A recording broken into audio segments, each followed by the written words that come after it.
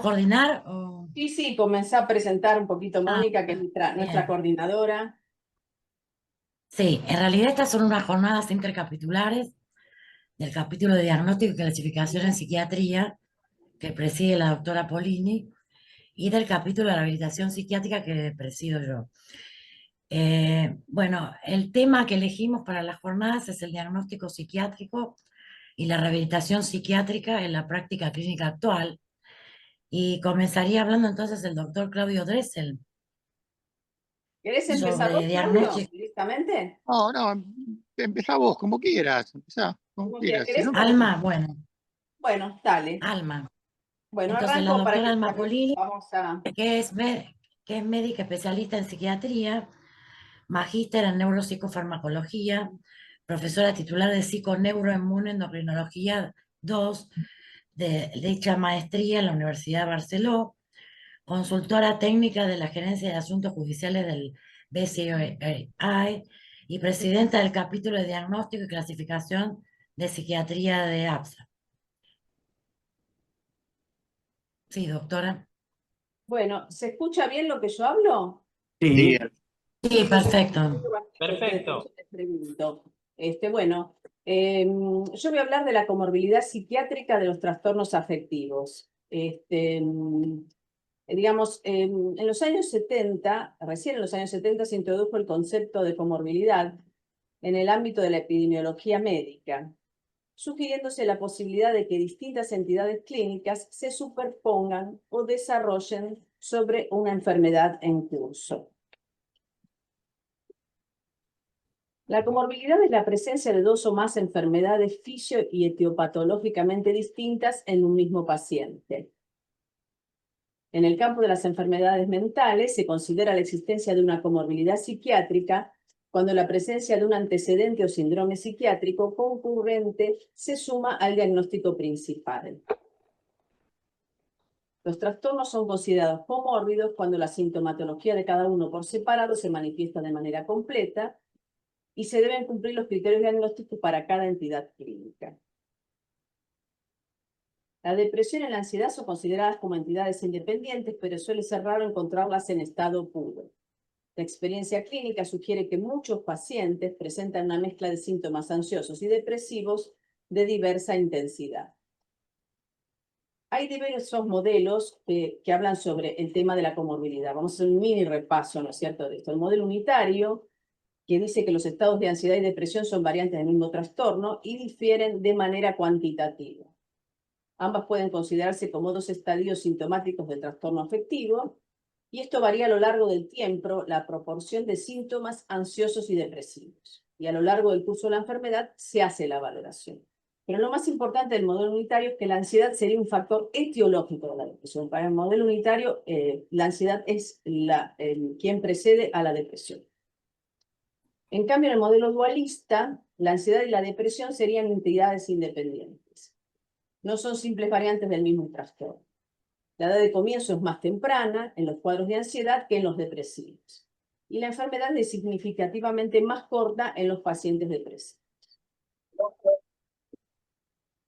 Y después tenemos el modelo mixto ansioso-depresivo, que tiene que ver con trastorno ansioso-depresivo, ¿no?, que deja de estar en el DSM-5, después lo vamos a ver, en el cual existe una combinación de los dos síndromes independientes, tanto de la ansiedad primaria como de la depresión primaria. Y hay evidencia de un síndrome depresivo ansioso característico. Entonces, los pacientes con comorbilidad de ansiedad y depresión se caracterizan por presentar una mayor gravedad, un nivel de sufrimiento más elevado, significativa tendencia a la cronicidad, peor respuesta a los tratamientos, mayor deterioro psicosocial y mayor riesgo suicidio. Entonces, en la ansiedad, ¿qué vamos a ver? Hipervigilancia, tensión muscular, sensación de peligro, incertidumbre, conducta evitativa e inquietud. Y en la depresión, estamos hablando de la depresión típica, ¿no es cierto? La depresión típica que cursa con insomnio, con disminución del apetito. Vamos a tener enlentecimiento motor, humor depresivo, anedonia, hiporreactividad ambiental, despertar precoz, pérdida de peso, ideación suicida y cogniciones depresivas. Esto es importante. Ustedes saben que el DSM-5, el del capítulo de trastorno bipolar y trastorno depresivos están por separado, son dos capítulos distintos. Y ese incorpora un especificador de malestar ansioso. A mí me parece que los especificadores son algo muy interesante del DSM-5 que es muy rescatable, ¿no? Y que hablan de la dimensionalidad, ¿no es cierto? Los especificadores modifican el significado de los tipos predefinidos básicos y se expande a un conjunto más grande. Y eso es lo que lo hace muy interesante porque lo podemos aplicar a distintas patologías.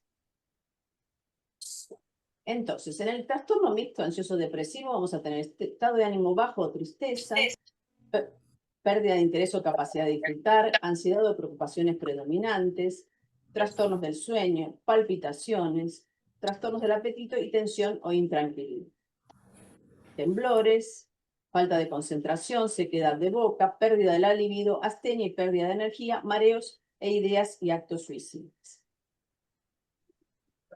Lo que les decía antes, el trastorno mixto de ansiedad y depresión del DSM-4 no fue incluido en el DSM-5 porque se lo consideraba como que entraba en conflicto con otros diagnósticos. Esto pasó también con el trastorno esquizoafectivo, que se desapareció en el DSM-5 porque se lo consideraba como una especie de bolsa de gatos que nos llevaba digamos, a evitar profundizar en el diagnóstico de los pacientes, ¿no es cierto? Y se proponía un tratamiento apresurado que podía ser inadecuado. Entonces, la comorbilidad entre ansiedad y depresión puede alcanzar el 60%. Digamos, por ejemplo, en el trastorno de ansiedad generalizada, de 4 pacientes, 1 de cada 4 pacientes cumple con criterios para un trastorno depresivo mayor. Por lo que inferimos que la coexistencia de la depresión y la ansiedad debería ser entendida más como una norma que como la excepción, ¿no? Es la comorbilidad más frecuente de toda la psiquiatría. Entonces, esto nos lleva a la hipótesis de un espectro o continuum de depresión, ansiedad, ¿no? El continuum de depresión y ansiedad del cual habla Stahl por primera vez en 1993 y que después se tuvo tan en cuenta, ¿no? Bueno, vamos a ver muchas cifras acá. Yo compartí muchas estadísticas para para transmitirles la importancia, ¿no? de la comorbilidad, ¿no es cierto? Cuán importante es en cifras, ¿no? Fíjense, la depresión con el trastorno de ansiedad generalizado un 62%, con la fobia simple un 42%, con el trastorno por estrés postraumático 48%, trastorno de ansiedad generalizada un 37% y con el TOC un poco menos, un 27%. Y con el trastorno de pánico un 56%. Fíjense, también sus cifras muy elevadas para que valoremos la dimensión, ¿no? de lo que estamos hablando. Entonces, ¿qué sucede cuando tenemos sintomatología ansiosa comórbida con el trastorno bipolar? Hay un comienzo más temprano del trastorno bipolar, o sea, empeora los síntomas. Mayor carga de síntomas depresivos. Mayor cantidad de episodios de cambio de estado anímico y mixtos. Hay un incremento de la irritabilidad, mayor riesgo de trastorno por abuso de sustancias y disminución de la funcionalidad y la calidad de vida. ¿Sí? Además hay riesgo de recaída, efectos adversos más severos de la medicación utilizada,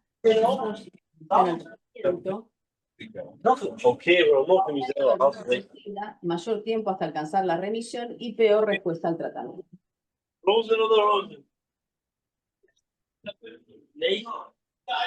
Entonces, la ansiedad y los trastornos de ansiedad comórbidos van acompañados de un aumento de la conducta suicida del trastorno bipolar. Esto en todos los trabajos aparecen, en distintos porcentajes, pero aparece en todos los trabajos. Una historia de trastorno de ansiedad es un factor de riesgo independiente de una evolución más grave y debilitante del trastorno bipolar. Y un alto nivel de síntomas de angustia a lo largo de la vida se asocia a ideación suicida, representando un grupo de alto riesgo. Entonces, decía, la manifestación de los trastornos de ansiedad a temprana edad sería un predictor del trastorno bipolar, entonces lo tenemos que tener muy en cuenta, ¿no? Como la depresión postparto, ¿no? Los pacientes bipolares con antecedentes familiares de trastorno bipolar presentan más comúnmente trastorno de pánico. En este esquema, ¿no es cierto? Digamos, los verdes son la población en general y los celestes son los pacientes con trastorno bipolar. Fíjense la comorbilidad, la tasa de prevalencia, Entre todos los trastornos de ansiedad, casi un 50%. Y el pánico, bueno, arriba del 25%, las fobias también arriba del 20%, el trastorno de ansiedad generalizada en el 20% y el TOC un poco más abajo, alrededor de un 15%.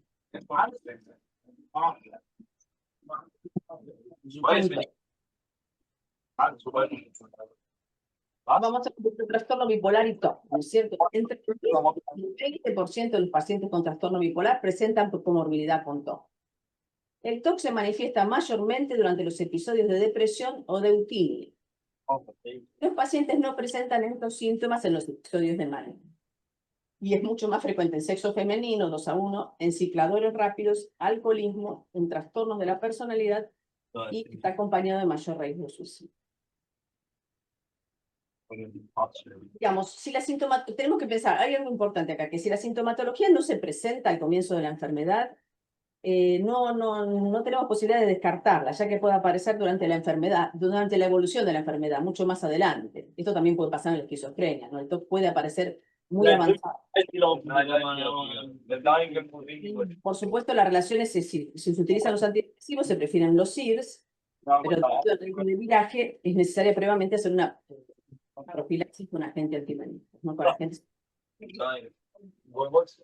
Pero es muy común que aparezcan avanzado el cuadro de la enfermedad, no aparecen. El trastorno de pánico tiene mayor prevalencia de pacientes con trastorno bipolar, un 21%, en comparación con pacientes con trastorno depresivo mayor, que es un 10%. Más frecuente en el sexo femenino, los episodios depresivos son más severos, más frecuente en pacientes cicladores rápidos, en los episodios mixtos, también en otras comorbilidades psiquiátricas. El riesgo suicida y los elevados niveles de ansiedad durante el periodo maníaco favorecen la aparición de un trastorno de pánico. Uno de los factores de aparición de trastorno bipolar, digamos, sería uno de los factores que favorecería la aparición del trastorno bipolar, ¿no es cierto? Que comiencen los síntomas del trastorno bipolar. Sabemos que los fármacos que demostraron mayor eficacia para el tratamiento de la comorbilidad fueron la quetiapina y la ciudad. Otra pregunta que en base a lo que vos dijiste. Esto va a ser un trabajo de un mes determinado, o sea, un proceso de... Con respecto al trastorno por estrés postraumático, la prevalencia a lo largo de la vida es del 16 al 39%, al principio es un poco más, es 2 veces más frecuente en mujeres, con trastorno bipolar o 1 y 2, y en el adulto se asocia al abuso sexual infantil, a la supervivencia de suicidio, ahí se eleva muchísimo la frecuencia de la supervivencia de suicidio, el trastorno por estrés postraumático, en el homicidio y la muerte de un amigo o familiar, ¿cierto? Más del 80% de los pacientes presentan trastorno psiquiátrico, entre un 21 y un 94% puede presentar una depresión comórbida, entre un 39 y un 97% ansiedad comórbida, y los rangos de remisión son mucho más bajos cuando hay trastorno por estrés postraumático. Y también aumenta el riesgo de depresión y viceversa. O sea, tenemos que tener presentes que, como resultado de una conducta impulsiva o errática, asociada a la manía o a la psicosis, los pacientes con trastorno bipolar tienen alto riesgo de exposición al tránsito, ¿no? Entonces esto puede ser más frecuente. Y en cuanto al tratamiento, son indicados los anticonvulsivantes, los antipsicóticos atípicos, los antidepresivos y las benzodiazepinas.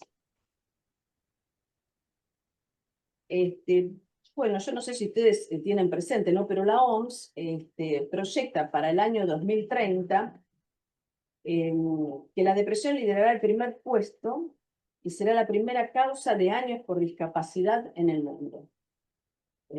Así que estamos hablando de cifras muy, muy, muy importantes.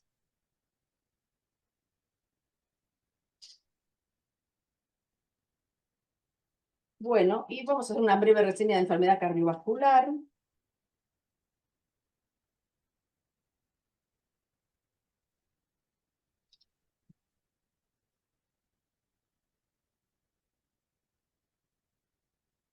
Bueno, hay sobreexpresión de los trastornos del estado de ánimo en pacientes con enfermedad cardiovascular. La depresión se incrementa 1,5 a 2 veces el riesgo de padecer enfermedad cardiovascular, ¿no? Hablamos de enfermedad infarto agudo de miocardio, angina de pecho. Y la presencia de depresión dentro de los 2 a 3 meses posteriores al infarto agudo de miocardio aumenta 3 veces el riesgo de mortalidad al año. ¿Sí? La depresión es 17 a 27% más frecuente en pacientes con enfermedad cardiovascular que en la población en general. Y los SIR son considerados los fármacos de primera elección, incluso mejoran el pronóstico de la enfermedad cardiovascular. Y mejoran también el pronóstico luego de un infarto de miocardio. Pero hay que tener mucha precaución de no utilizarlos cuando se usan AINES, antiinflamatorios no esteroides, o anticoagulantes por el efecto inhibidor de la agregación plaquetaria y el riesgo de sangrado intestinal, ¿no es cierto?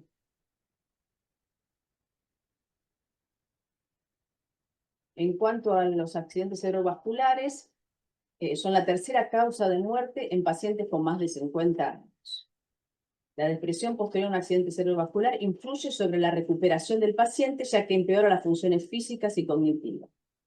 Aumenta el riesgo de morir por causas clínicas como el de suicidio, y la depresión aumenta el riesgo de padecer accidente cerebrovascular y viceversa, ¿sí? Esto es muy importante.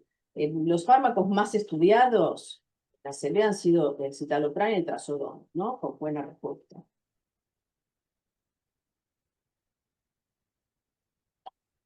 Y el síndrome metabólico, bueno, tener presente, la depresión aumenta 1,5 veces el riesgo de presentar síndrome metabólico, y el síndrome metabólico aumenta 5 veces el riesgo de diabetes, que aumenta 3 veces el riesgo de cardiopatía isquémica.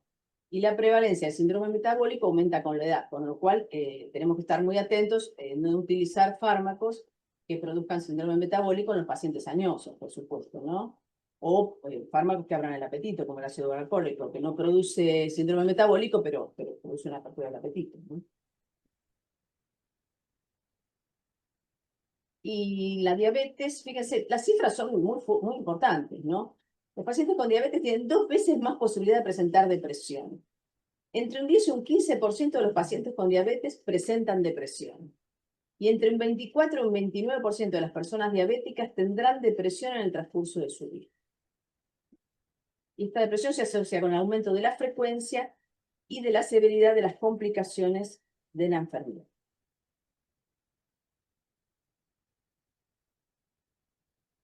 Y finalmente, unas palabritas sobre el cáncer, ¿no es cierto? La prevalencia de depresión en pacientes con cáncer es 2 a 4 veces superior a las de la población en general, 2 a 4 veces superior a las de la población en general. Entre el 10 y el 25% de los pacientes con cáncer presenta síntomas depresivos. Esta prevalencia aumenta hacia el final de la vida y en los casos de peor pronóstico. Y por supuesto se asocia a un peor pronóstico en estos pacientes, a un pronóstico adverso. Y los pacientes con trastorno depresivo mayor asociado a cáncer alcanzaron una mortalidad del 39%, ¿no? Por supuesto, los fármacos más utilizados han sido con buena respuesta, ¿no? Han sido los SIRS y los antidepresivos tricíclicos, en los cuales hay mucha evidencia y muchos trabajos publicados con antidepresivos tricíclicos con muy buena respuesta. Y bueno, para finalizar, les quería compartir el síndrome elefante, que me pareció tierno y elocuente, ¿no? Que ampliemos nuestro diagnóstico, que tengamos en cuenta todo el espectro de sintomatología de los pacientes para no confundir las partes por el todo, ¿no? Que no nos pase como en este dibujo, que se puede confundir la orejita del elefante con un abanico o la cola con una escoba, ¿no es cierto? Y bueno, y pensar que el diagnóstico es un imperativo ético propio del acto médico psiquiátrico y un derecho del individuo. Y tomando un lema de APSA, decirles que el diagnóstico no estigmatiza, que muy por el contrario, es una herramienta fundamental para comenzar un tratamiento profesional adecuado, basado en sólidas bases científicas y un abordaje interdisciplinario y respetando, por supuesto, los derechos de las personas. Entonces, diagnosticar no es estigmatizar, diagnosticar es cuidar, es lo que queremos enfatizar. Bueno, muchas gracias. Yo dejo de compartir. Excelente, Alma, felicitaciones. Gracias. Gracias, Mónica. Bien. Dejo de compartir. No sé A si va a ver si hablar me ahora el doctor comparten. Bianchini o el doctor Dressel. No, habla Claudio. Yo hablo después de Claudio, Claudio. Dale. muy bien. Bueno, el doctor Claudio Dressel es médico Hola. especialista en psiquiatría de la Universidad de Buenos Aires. Fue residente de psiquiatría del Policlínico Ferroviario Central, es médico psiquiatra del SANEN de París y estudió, también es miembro de la European Society of Neuropsychopharmacology y dirige el Centro de Estudios de Psiquiatría Transnosográfica y va a hablar en estas jornadas del diagnóstico categorial a la mirada transdiagnóstica. Te escuchamos, Claudio. Hola, ¿me escuchan? Sí, Sí, perfecto, perfecto.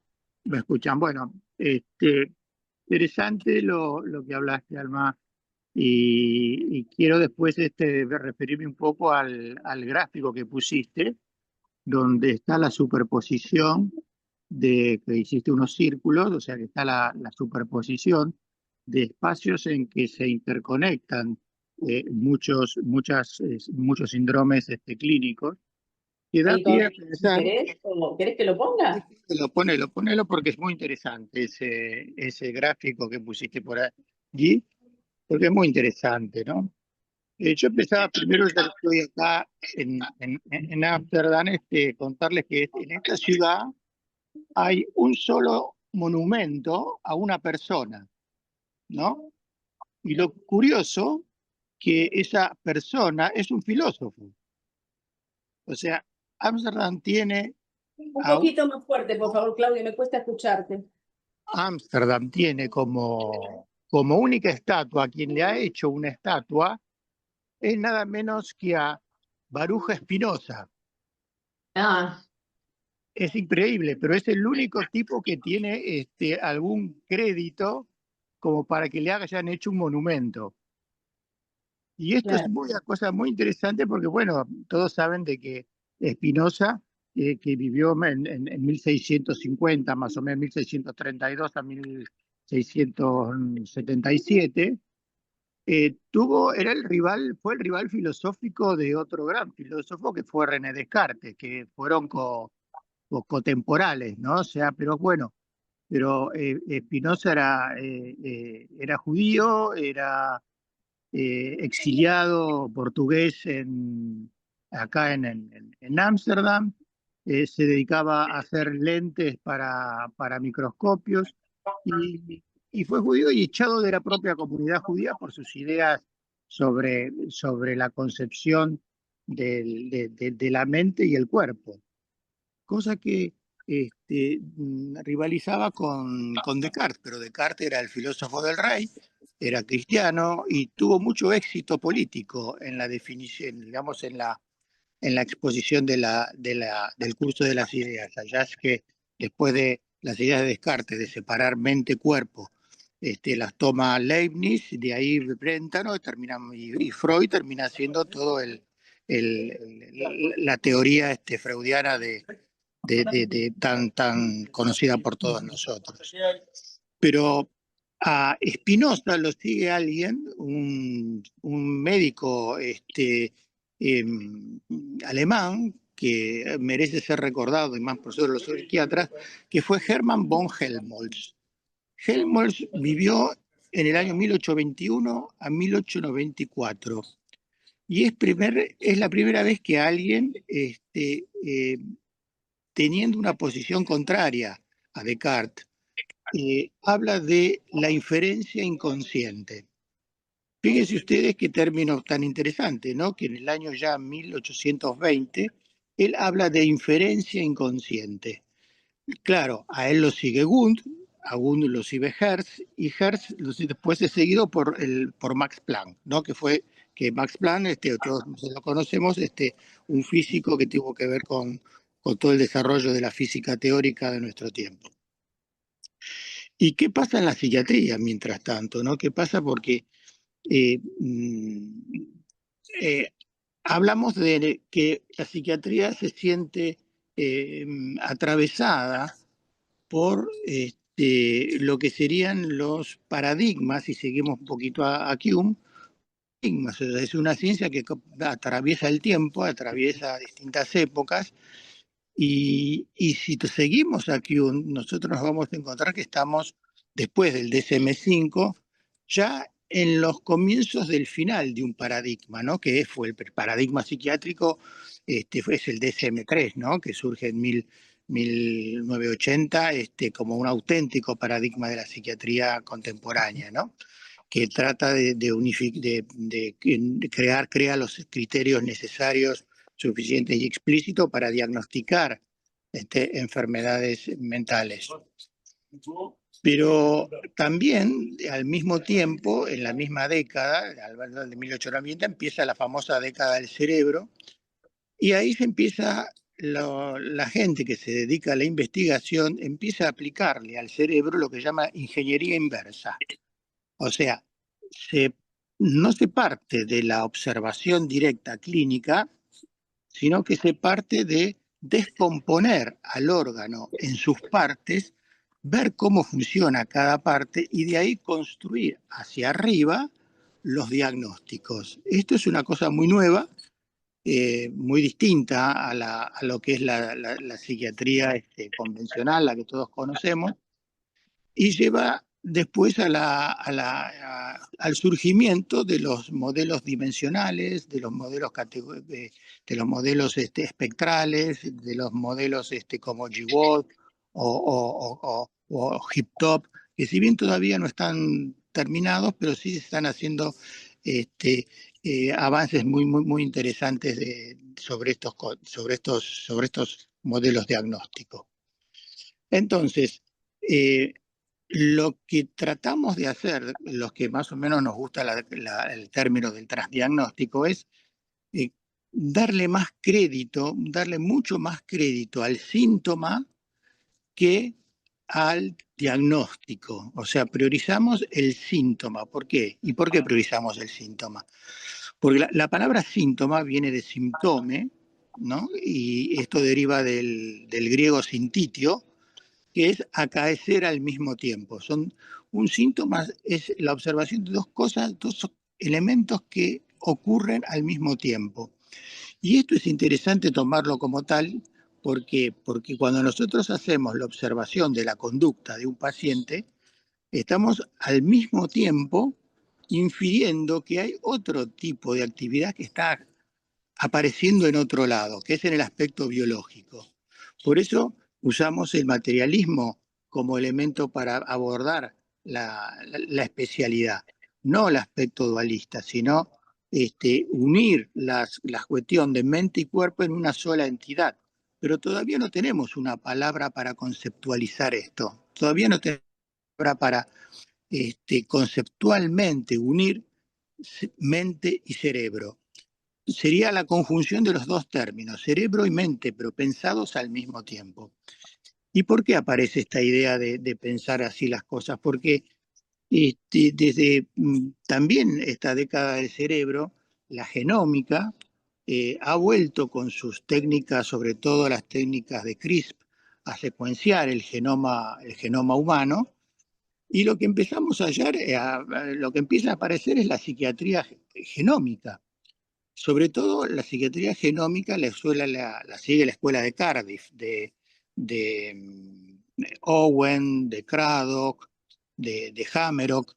O sea que son personas que han iniciado ya hace unos años los famosos estudios GWAS. O sea que son estudios que se hacen con mucha cantidad de personas tratando de hallar genes comunes a las distintas enfermedades. Entonces, bueno, se buscaba la esquizofrenia y se trataba de buscar cuál era la genética de la esquizofrenia, pero basado en muestras muy grandes. También para la bipolaridad, también para el trastorno por déficit de atención. Y lo que se descubrió es que tanto la esquizofrenia, por ejemplo, todos conocemos el estudio Manhattan, que nos dice que existen 108 variedades LOCIS, 108 variedades de SNP, o sea, de pequeñas alteraciones genéticas. 68 hay en el trastorno bipolar, pero en el trastorno bipolar que responde al litio, porque el trastorno bipolar que responde al litio es una entidad distinta de los otros trastornos bipolares desde el punto de vista de la biología hacia arriba, o sea, hacia la clínica, no de la clínica hacia abajo. Entonces, también comparte, tiene 68, de estos 68 genes que comparte con la esquizofrenia, más o menos la mitad de los genes son compartidos, comparte con el TDAH también unos 20 y pico de genes, también comparte con los trastornos de ansiedad 14 o 15 genes, que son, todos estos genes son esto se llama herencia poligénica, ¿no? O sea, todas esas enfermedades tienen, las enfermedades psiquiátricas, todas tienen herencia poligémica y pleiotrópica. ¿Qué quiere decir poligénica? Que hacen falta la concurrencia de muchos SNP, de muchas fallitas genéticas para conformar un diagnóstico. O sea, en la esquizofrenia de estos 108 genes son todos de muy baja penetrancia, pero que todos actuando al mismo tiempo regulan muchas de las funciones neuronales, o son los que de alguna forma condicionan el proceso de pruning, de sináptico de la adolescencia y del neurodesarrollo. Y va condicionando con las alteraciones que se van produciendo a través de la acción del estrés del medio sobre los individuos, y a través de los mecanismos epigenéticos, se van produciendo las modificaciones en la estructura misma cerebral. Y así van surgiendo los síntomas, ¿no? Por eso cuando pensamos en transdiagnóstico pensamos más en los síntomas que en el resultado diagnóstico. ¿Por qué? Porque como dice Germán Berrios, los síntomas tienen mayor potencia ontológica, o sea, tienen mayor potencia, están más cerca del fenómeno que la observación clínica. Entonces, el valor de los síntomas es como la base para organizar después los sistemas diagnósticos. Vos ahí vemos, si ves el grafiquito de ALMA, si ustedes ven que hay muchas superposiciones de patologías. Porque los síntomas, por ejemplo, la ansiedad no es un síntoma que solamente aparece en el trastorno de ansiedad. La ansiedad aparece en muchos otros síntomas, en muchos trastornos. Ansiedad hay en la esquizofrenia, ansiedad hay en la bipolaridad, ansiedad hay en la persona normal, ¿no? Porque los síntomas psiquiátricos son nada más que variaciones cuantitativas de funciones normales, no son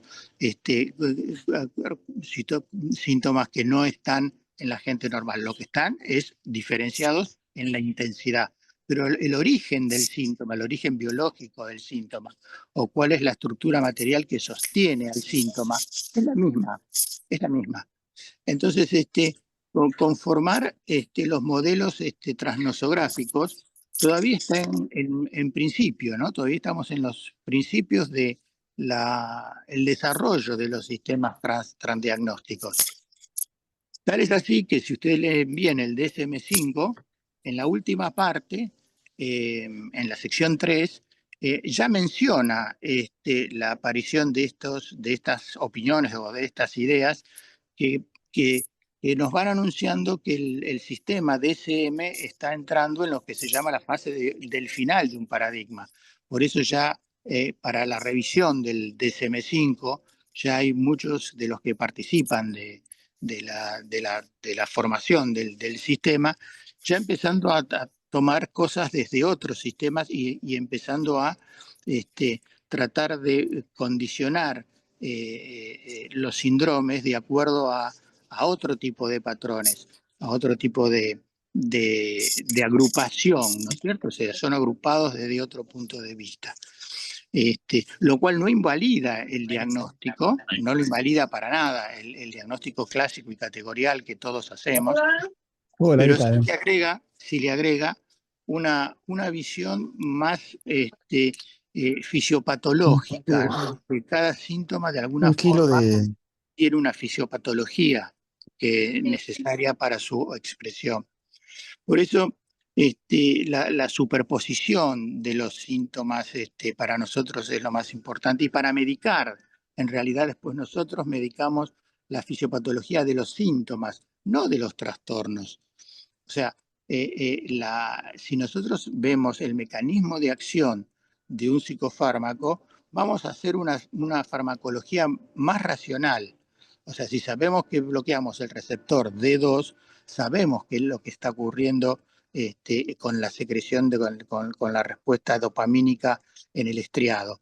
Y esto lo podemos encontrar no solo en la patología esquizofrénica, sino que en cualquier psicosis hay alteración de los mecanismos dopamínicos mesolímbicos, en cualquiera. Y así también después, bueno, después encontramos que el glutamato y ahora estamos con la acetilcolina, ¿no? Entonces, las alternativas diagnósticas, yo creo, es una opinión, irán yendo hacia las situaciones, a la conformación de dimensiones, de espectros o de organizaciones categoriales distintas a las que nosotros conocemos hasta ahora. Al mismo tiempo, la consideración del cerebro humano como un síndrome, como un modelo cibernético, porque si nosotros consideramos desde la psiquiatría computacional el cerebro como un procesador informático, nos vamos a dar cuenta de la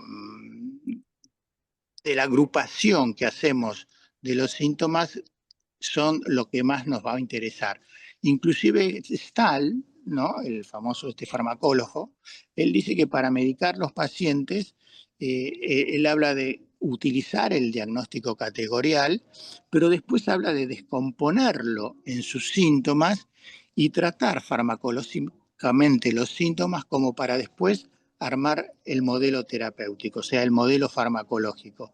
Porque todos nosotros usamos, por ejemplo, una quetiapina en un paciente psicótico, pero también usamos la quetiapina a dosis baja como un ansiolítico.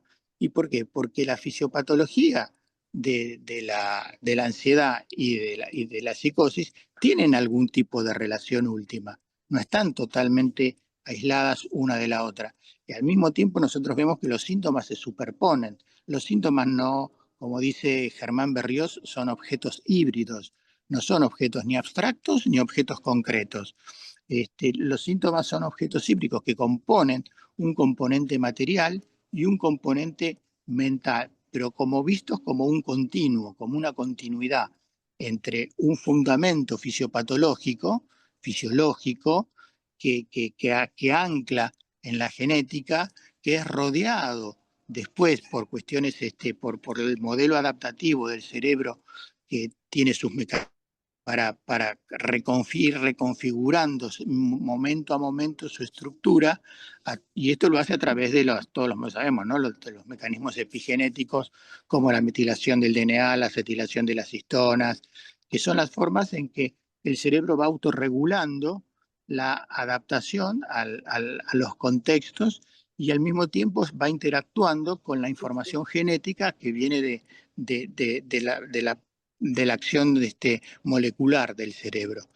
Entonces, bien todavía GWAS, HipTop no nos ha dado mucho éxito en la clínica porque estamos muy temprano en este tipo de desarrollo, o bien los sistemas ERDOC que tampoco están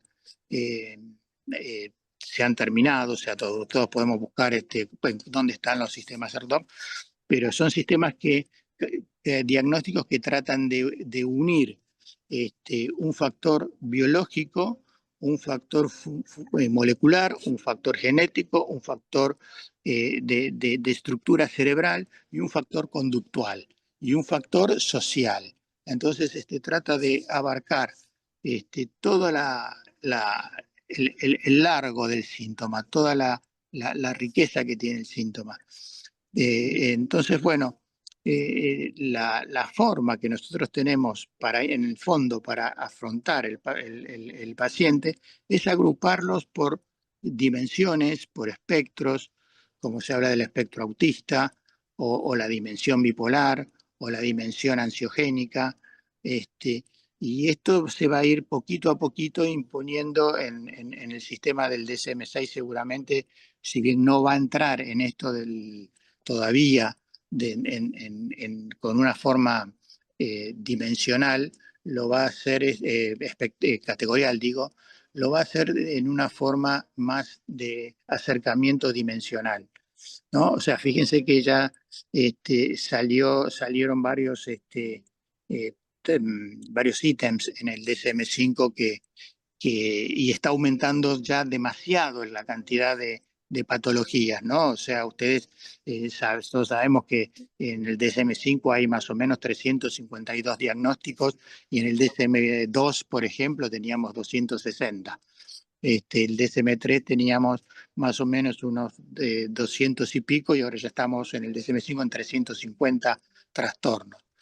Y entonces, bueno, esto nos va hablando del surgimiento de la comorbilidad, que cada vez encontramos mayor comorbilidades, mayor pacientes que se superponen, que mezclan síntomas de un trastorno con otro, con la aparición de la alta incidencia social del consumo de sustancias psicoactivas, que encima nos complejiza aún más la práctica cotidiana.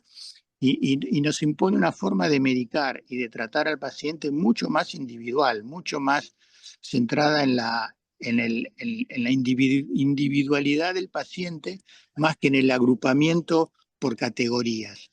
Entonces, bueno, esto del transdiagnóstico está ya entrando extendiéndose acá. Por ejemplo, en el Congreso hubo también ya varias ponencias que vienen en esta línea de afrontamiento del paciente psiquiátrico, tratando de siempre, por supuesto, de no estigmatizar, que sería una forma más blanda de acercarse a los trastornos. Y tomando siempre síntomas con los cuales podamos encontrarles al síntoma un mecanismo de acción biológico, un mecanismo de acción genético y un mecanismo de acción molecular. Y esta es la expectativa como para que la psiquiatría entre en un modelo empírico y científico. De ahí que va de ir de a poquito, dejando un poquito la psicología, por así decirlo, el modelo psicológico, y lo que estamos viendo que entra más en el sistema médico, está volviendo la psiquiatría a la medicina como ciencia biológica, como ciencia del comportamiento. Así que bueno, yo lo único que quería es esto, transmitirles un poco esta idea de que nos quedemos con el gráfico que nos puso Alma sobre la superposición de los trastornos que intuitivamente hacemos y que eso tiene un fundamento biológico. Hay mecanismos comunes que unen y atraviesan los distintos sistemas categoriales.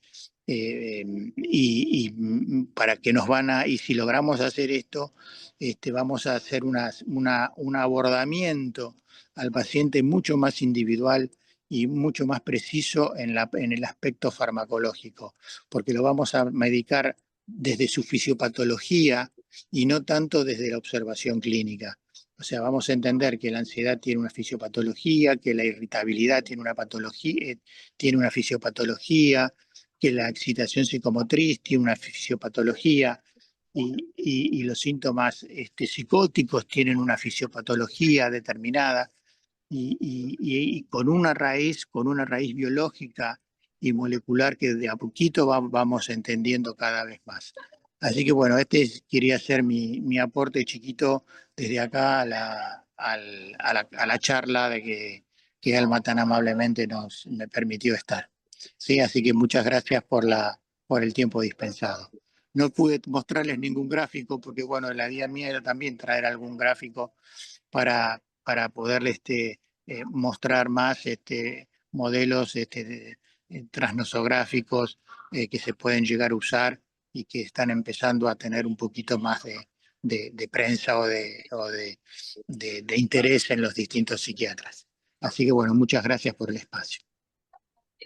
Lo reservamos ahora, Claudio, para el Congreso de APSA del año que viene, el 2026. Sí, sí, sí, claro que sí. ¿Por qué no? Bárbaro, bárbaro.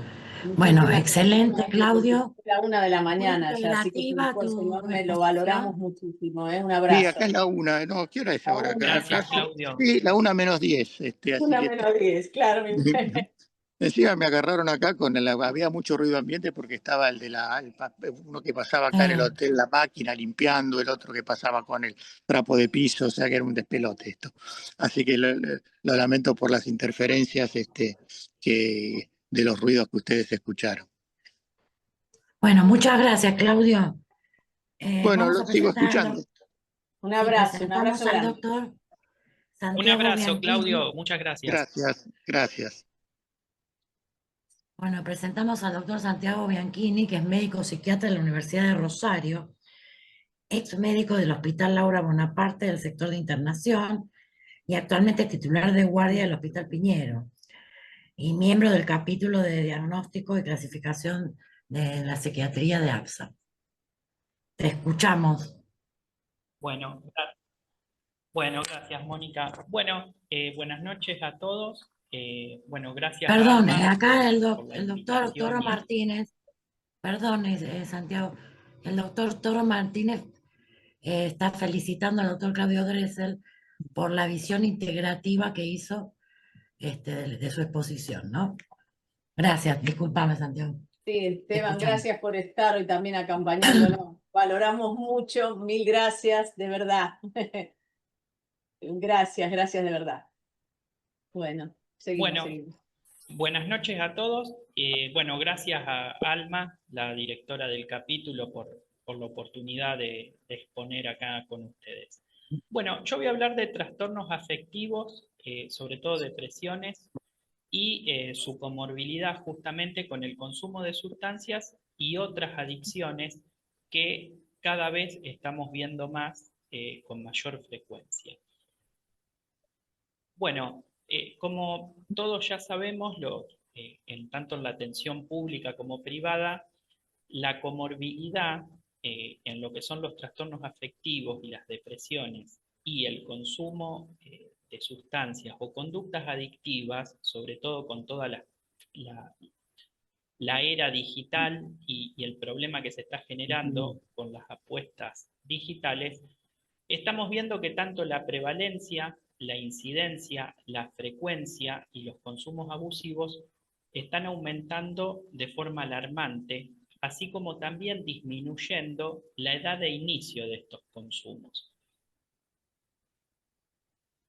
Bueno, los datos que tenemos en Argentina vemos que lo que se refiere a consumos de sustancias como comorbilidad, el alcohol, el tabaco, bueno, la marihuana, la cocaína y los psicofármacos sin prescripción, que es algo que mucho no tenemos en cuenta cuando vemos comorbilidades, es muy frecuente de ver, ¿sí? Igualmente, yo creo que el consumo de marihuana, estos son estadísticas de Cedronar y de INDEC del año 2022, dependiendo el grupo etario, el consumo de marihuana que está muy generalizado es superior.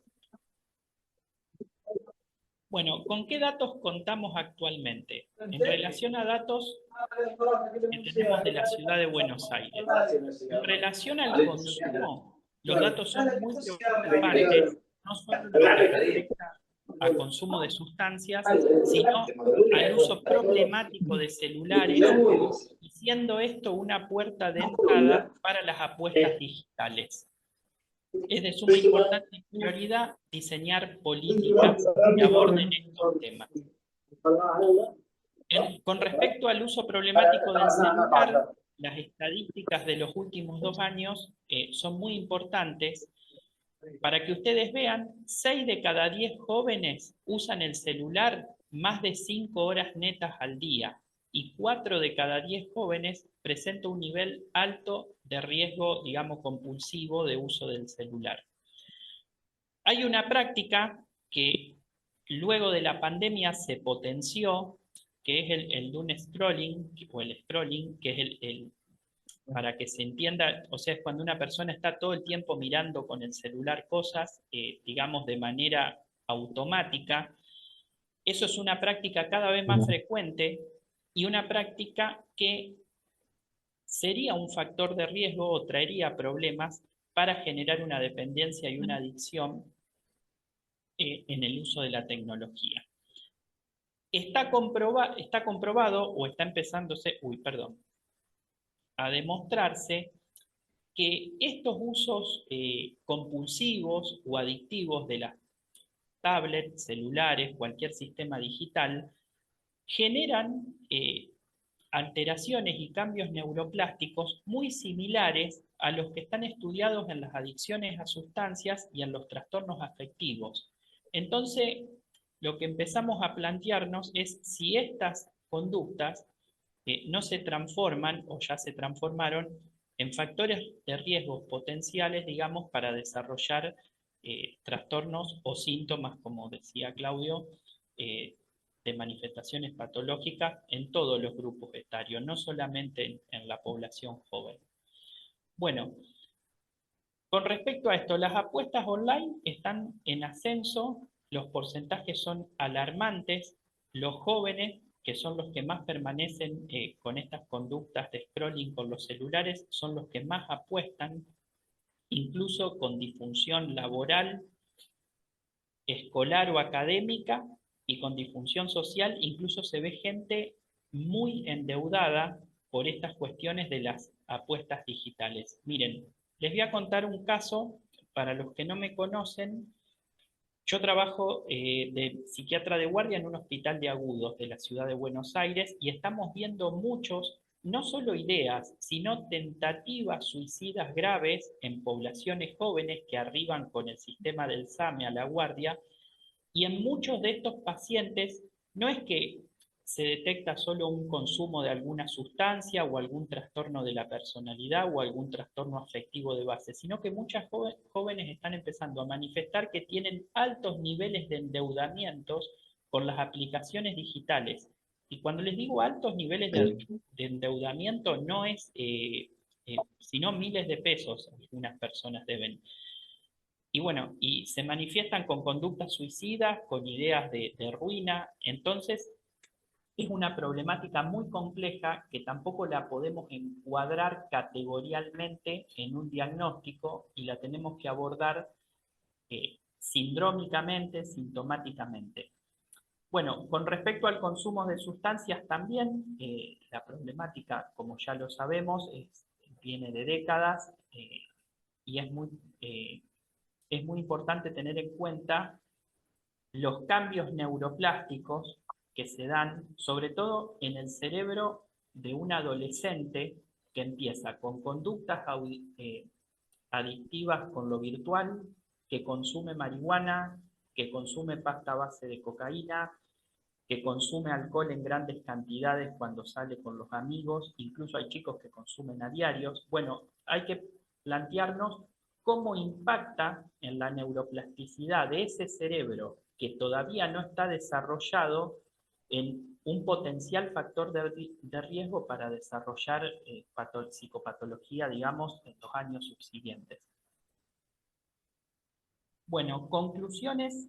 El malestar psicológico se potencia cuando hay consumo, especialmente en personas con baja percepción de su salud mental.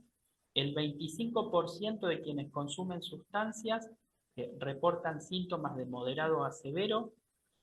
La comorbilidad entre depresión y consumo o adicciones a la virtualidad está muy vinculada con el riesgo de suicidio, la deserción escolar, que es algo que ya nombré. Y la forma de abordar esto es, a ver, con identificar las personas en riesgo e implementar políticas de salud, globales, digamos, que abarquen a la población y a la comunidad. O sea, si bien es útil individualizar al paciente y tratarlo, lo que tenemos que fomentar es equipos de asistencia interdisciplinaria con políticas de salud a nivel macro, justamente para abordar, digamos, estas cuestiones que se vuelven epidémicas, o sea, que no son de unos años o de un momento y que cada vez están más entre nosotros y en nuestra práctica. Uy, perdón, ¿salí ahí o me dejaron de ver? Sí, se te ve. Se te ve. Te ve Perdón, bien, Se te Santiago. ve. se me desactivó la... Sí, pero se te ve, se te está viendo. Se ve perfecto, ¿eh? Se me salió la diapositiva, perdón.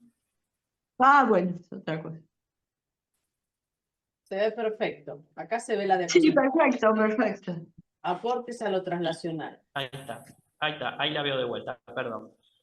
Bueno, entonces, con toda esta situación epidemiológica y de comorbilidades que tenemos, ¿cuál es justamente lo aporte a o sea, a la medicina o a la psiquiatría translacional?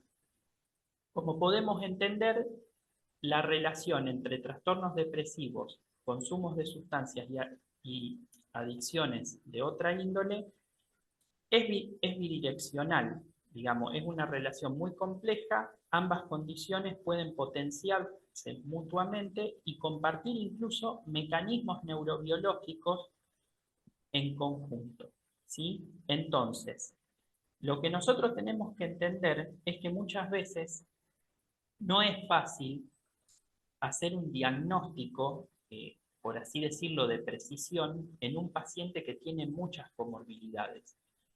Y tratando el síntoma y tratando de entender justamente cómo se origina ese síntoma, tanto con las estrategias farmacológicas como las estrategias psicológicas, le podemos dar una mejor, digamos, oportunidad de mejoría al paciente. Bueno, yo acá traigo un poco el tema de las apuestas virtuales. Perdón que sea insistente con las apuestas virtuales, pero prácticamente toda la población joven que atiendo en guardia en crisis, al menos una vez en el año, gastó dinero apostando virtualmente en el celular, sobre todo con los deportes o con alguna, incluso se apuestan, hay muchas plataformas ilegales que se hacen como circuitos de apuestas y es impresionante el dinero que mueven. Esto contado por los pacientes mismos, no es una cuestión que se le ocurre a uno, pero es impresionante el dinero que gastan incluso adolescentes, no adultos jóvenes. Bueno, por supuesto que estas conductas van a generar alteraciones en los sistemas de recompensa, ¿sí? Se activa de forma repetida el circuito dopaminérgico mesolímbico, el área tegmental ventral, el núcleo accumbens, generando una respuesta positiva inmediata, ¿sí? Con el tiempo esto va produciendo una tolerancia y cada vez necesito exponerme más a la conducta para reforzar y volver a tener esa gratificación. De la misma manera que actúa una sustancia adictiva, ¿sí? Esto es una conducta que se vuelve repetitiva y bueno, eso va generando alteraciones, sobre todo en lo que es nuestra amígdala, nuestra corteza prefrontal y se va generando un circuito de adicción, ¿sí? Bueno, esto en un cerebro de un adolescente que todavía no llegó a desarrollarse totalmente es sumamente, o sea, lesivo, ¿sí? Bueno, ¿qué vemos? Por supuesto, cambios en la corteza prefrontal. Como dijimos, esta región en adolescentes todavía está en desarrollo, es una región de nuestro encéfalo que, o sea, nos ayuda a controlar la parte subcortical y justamente al empezar a afectarse con el paso del tiempo o con el refuerzo de las conductas adictivas, se vuelve una cuestión muy difícil de manejar para la homeostasis, digamos, del sistema nervioso de la persona. Se observa una hipoactividad prefrontal asociada justamente a una pérdida de poder controlar los impulsos y una dificultad para poder frenar la conducta. Esto se traduce en una vulnerabilidad epigenética. Estas son investigaciones que yo estuve buscando para compartir hoy. Investigaciones del CONICET nos señalan que la exposición temprana a estímulos altamente recompensantes puede alterar el desarrollo normal del cerebro y aumentar el riesgo de alteraciones y adicciones en la adultez. Se afectan los procesos de poda sináptica y la consolidación de procesos y de circuitos ejecutivos, sobre todo en la corteza prefrontal dorsolateral, que es por excelencia el área ejecutiva digamos, del ser humano. Esto se transforma en una plasticidad negativa y en una retroalimentación. El uso compulsivo de plataformas de apuestas genera una escalada conductual, un aumento progresivo de la frecuencia y del riesgo, ¿sí? El refuerzo pasa de ser positivo, placer, a negativo, evitar el malestar y seguir apostando, consolidando un patrón muy rígido, sustentado en una neuroplasticidad, esto es re importante y que es difícil de interrumpir. Entonces ahí empieza a generarse la alteración que va a ser subyacente al futuro problema psicopatológico que esa persona manifieste, si es que lo llega a manifestar. Esto, como mencioné, hay una comparación con las adicciones a sustancias.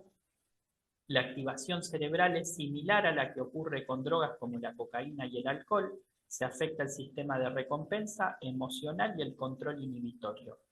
Se ha propuesto incluir a la ludopatía online como una alteración comportamental en modelos dimensionales de psicopatología. La depresión como factor de riesgo para el consumo y otras adicciones, ¿sí? Esto es un poco lo que estuvimos hablando de cómo los circuitos se van reforzando. Es más, al que le interese me puede escribir o mandar un mensaje. Yo todo acá la información que les transmito, les puedo mandar los papers, no hay ningún problema. Gracias. Una pregunta es si el consumo o las conductas adictivas pueden ser desencadenantes de un trastorno depresivo, ¿sí? Bueno, Y sí, por supuesto que sí, sustancias como el alcohol, la cocaína o los cannabis alteran los circuitos tanto dopaminérgicos, serotoninérgicos, y nosotros siempre nos enfocamos en esto, pero hay que tener muy en cuenta los circuitos glutamatérgicos y GABAérgicos, que son los que terminan de desregular todo, donde hay gran impacto de estas sustancias, ¿sí? Que son conceptos más modernos, ¿sí? Hipótesis neurobiológicas más de estos tiempos. El uso crónico puede provocar anedonia, disforia, trastornos del sueño, del apetito, que son síntomas centrales de la depresión, ¿sí? Bueno, acá un poco de conceptos más neurobiológicos. La neuroplasticidad es la capacidad del cerebro para reorganizar sus conexiones sinápticas en respuesta a experiencias. Tanto la depresión como el consumo y las conductas adictivas lo afectan. Los antidepresivos no solo modulan monoaminas, sino también inducen neuroplasticidad, restaurando estas redes o neuronas dañadas. Y también, bueno, otros tratamientos, como las psicoterapias, está demostrado que tienen efecto neuroplástico y hay evidencia científica, digamos, que lo avala. Bueno, un ejemplo de esto en las evidencias, perdón que me voy un poco del tema, son las guías CANMAT, donde justamente hay varias alternativas terapéuticas recomendadas para lo que es depresión, que no son solo psicofarmacológicas, como incluso lo es la actividad física. Para repasar un poco, las principales alteraciones son la reducción del BDNF, la atrofia del hipocampo y la disfunción prefrontal, que sería, digamos, la que puede darnos un poco la explicación de por qué se va sosteniendo este patrón en la persona. Bueno, esto es lo que acabo un poco de manifestar, que tanto la alteración del BDNF, las alteraciones prefrontales y las alteraciones tanto en el hipocampo como en la amígdala son las que me van a configurar el cuadro clínico que va a manifestar ese paciente singularmente, con alteraciones afectivas, cognitivas y con alteraciones atencionales, ¿sí? Que nuevamente, a ver, son alteraciones que vemos en los trastornos anímicos también. Bueno, ¿y nosotros qué podemos hacer con estos pacientes? Esto es un poco una conclusión propia.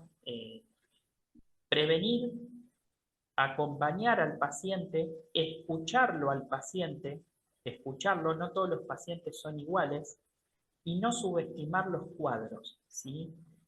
Y para llegar a hacer una buena práctica médica, psicológica o de trabajo social, que son los equipos interdisciplinarios donde trabajamos en los ámbitos de atención masiva, por así decirlo, a ver, hay que tener presente que el paciente que yo tengo es una persona que es singular, que puede tener una sintomatología.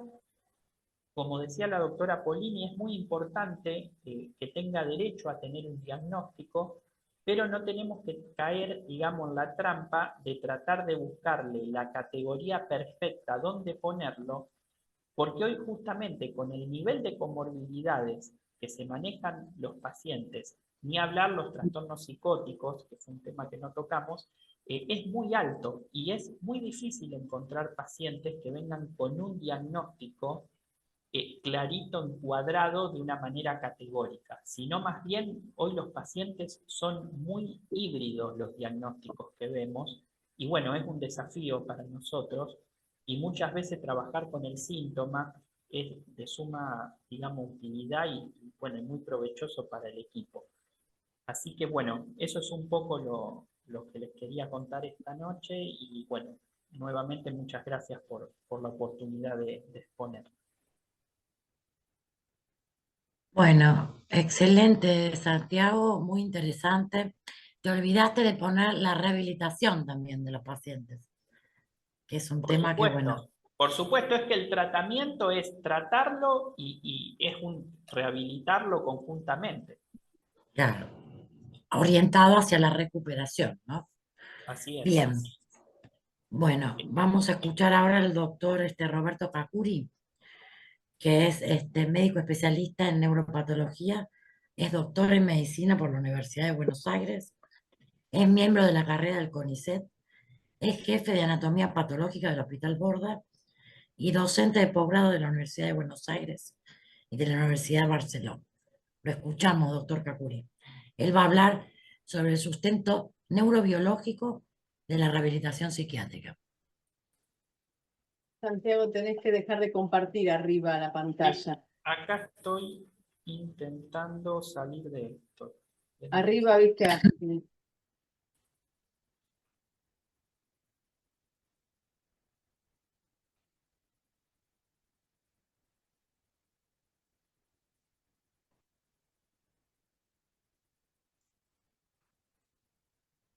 Dice en rojo arriba dejar de compartir, ¿viste?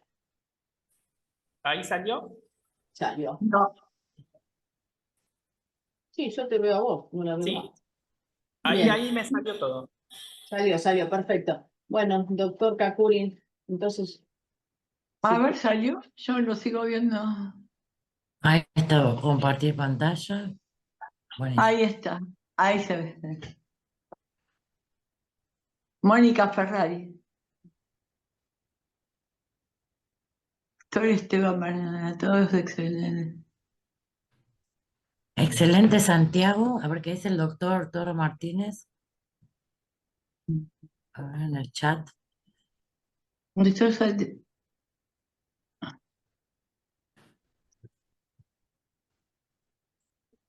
No, no me apareció a mí. A ver, pantalla de doctor Cachuri. No. Ahí se dio vuelta. Excelente, doctor Santiago. La Guardia del Piñero es un lugar ultra caliente. Tremenda responsabilidad. Yo iba mucho como forense, nos dice el doctor Esteban Toro Martínez. Sustancias, psicosis, violencias. Bueno, muchas gracias, doctor. Un gusto. Un verdadero gusto, estoy disfrutando Ah, mucho y aprendiendo mucho con esta actividad, así que los estoy siguiendo atentamente. No los quiero interrumpir, continúen. gracias, doctor. Gracias. Gracias. Ah, bueno. Ahí vuelve.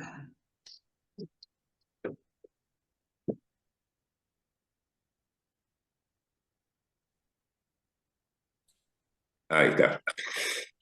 Buenas noches para todos. Gracias por la invitación de poder participar con ustedes. el tema, a ver si podemos pasar.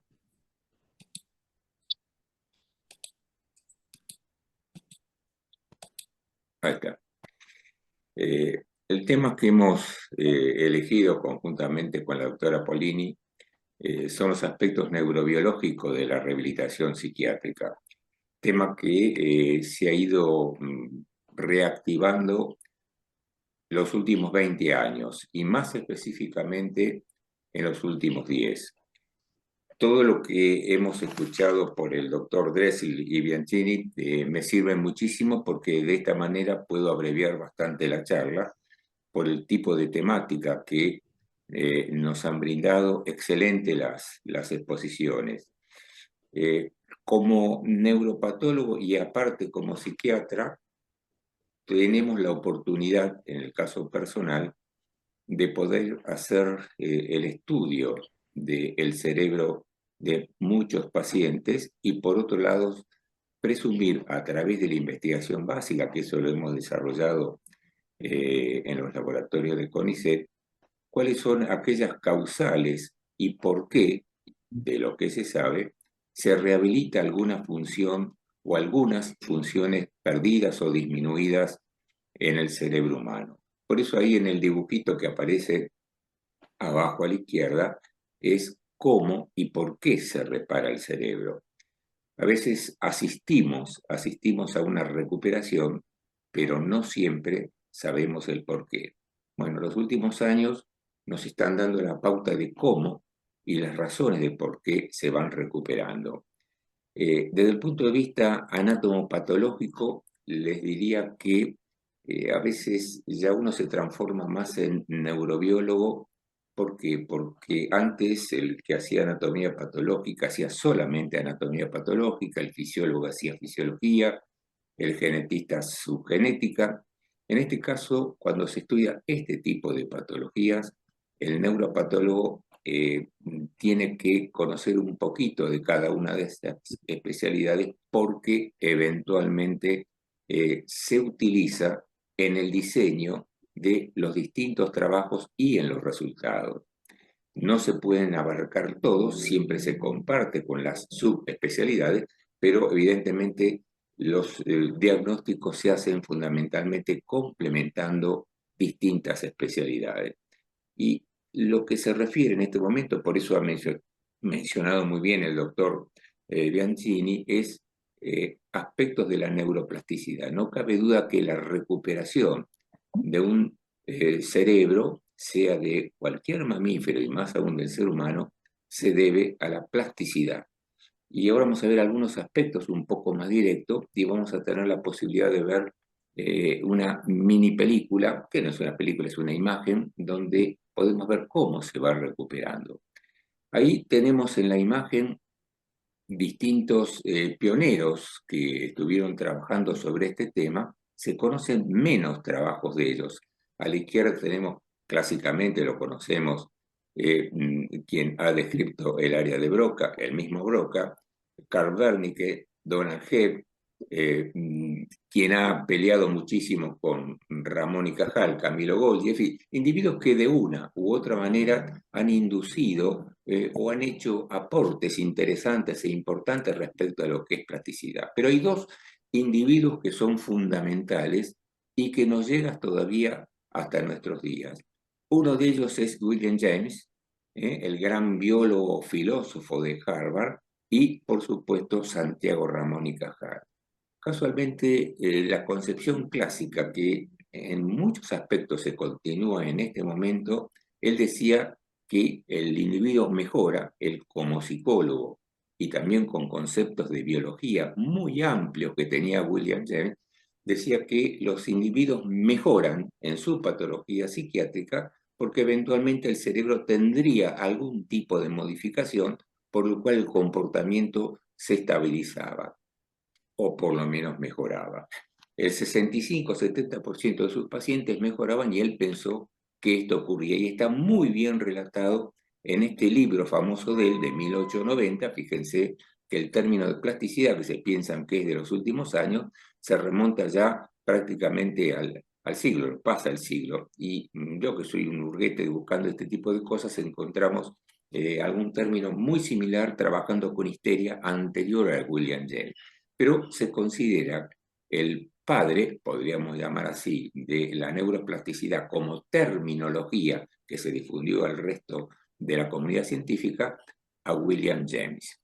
Y en segundo lugar, por supuesto, a Ramón y Cajal, que él fue muy lapidario, habiendo recibido el premio Nobel. ¿Quién se podía negar a la concepción que él determinó en sus estudios fundamentalmente en animales, donde una vez que estaba terminado el desarrollo del sistema nervioso, realmente las estructuras estaban absolutamente fijas y no se podían modificar? Para él eran inmutables y que realmente todo podía morir porque nada se regeneraba. Esto fue lapidario en el año 28, pero hubo algo muy importante. Como les decía recién, como premio Nobel, eventualmente nadie se animaba a decirle que esto no era lo correcto, y realmente no era lo correcto. Pero ¿qué es lo que pasó con los años? Por supuesto, hubo muchísimos investigadores que intentaban o trataban de buscar la causa de por qué un individuo mejoraba. Entonces, hubo uno de los casos más importantes. Ellos no trabajaban con seres humanos, sino que trabajaban a nivel experimental con renacuajos, o sea, animales incluso invertebrados, y encontraron con los animales vivos en ciertos ganglios que lo podían mirar a través de un sistema óptico muy interesante, que se pueden ver incluso las neuronas cuando se trabajan sobre los ganglios de estos animales, podían ver que crecían de cierta manera algunas prolongaciones estando vivo el animal y otras se iban retrayendo. Esto que pasó finalizando la década del 50, eventualmente despertó el interés porque no sabían por qué se retraían unas y otras volvían a crecer. Bueno, a partir de ese momento y la década del 60, 70 en adelante, fue importantísimo porque muchísimos investigadores y muchos laboratorios empezaron a ver qué era lo que ocurría, dejando de lado un poco la concepción tan rígida que había dejado Ramón y Cajal. Y casualmente, lo que había llamado la atención fundamentalmente fue el estudio del desarrollo de los mamíferos, estos humanos. Lo que ustedes están viendo acá está hecho con microscopía electrónica de barrido, donde se ve en 3 dimensiones todo lo que es el tubo neural, y analizando y estudiando el tubo neural, no vamos a entrar en todo esto porque sería muy largo, pero se veían modificaciones a medida que iban evolucionando en el tiempo el desarrollo de la corteza cerebral, de las estructuras encefálicas e incluso de la médula espinal.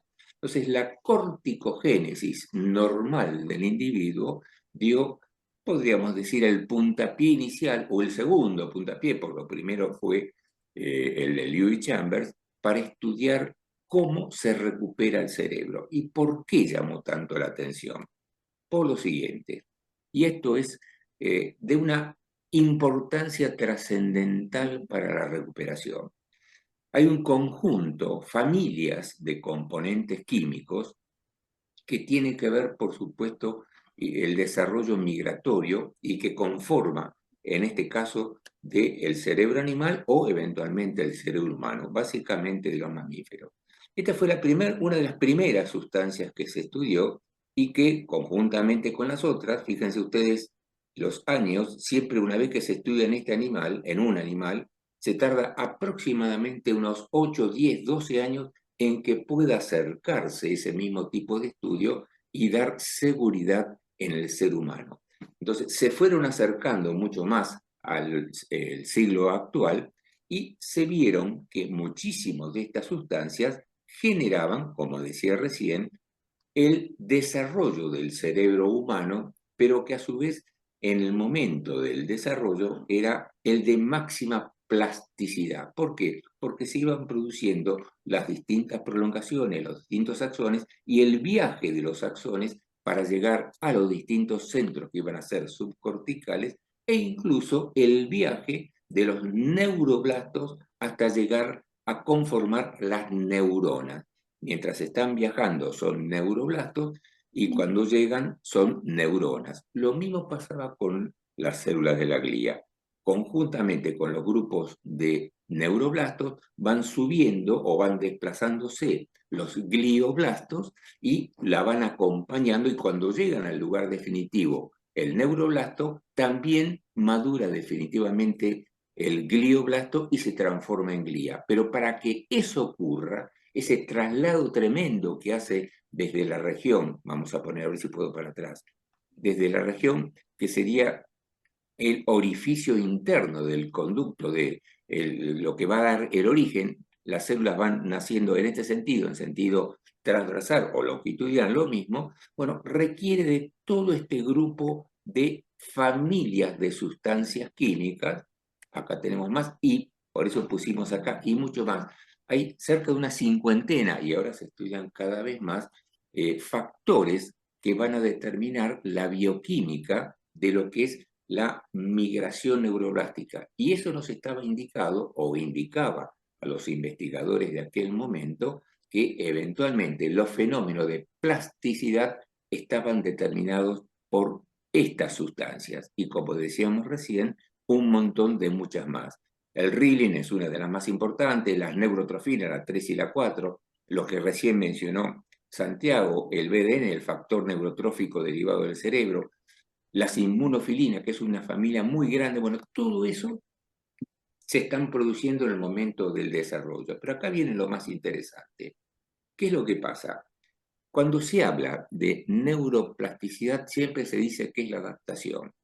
Eso es incorrecto.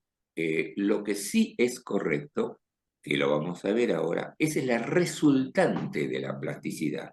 Para la investigación es muy importante esa diferenciación, para la situación clínica común no tanto, pero para lo que es la investigación básica sí, porque son dos periodos totalmente distintos. Entonces, la neuroplasticidad es lógicamente algo que se va continuando en forma permanente hasta que termine el desarrollo final. Y siempre son procesos genetometabólicos. O sea, depende de genes, por supuesto, de los cromosomas. Por eso les comentaba recién que necesita el investigador en esta línea conocer un poco de genética, conocer de anatomía, conocer de fisiología, saber por dónde transcurren los distintos circuitos, para justificar lo que casualmente comentó el doctor Bianchini, por qué un individuo con cierta sustancia tiene mayor o menor apetencia. Y casualmente, acá tenemos un término que es fundamental, la sensopercepción, es decir, todos los estímulos que ingresan al sistema nervioso son condicionantes fundamentales de la rehabilitación.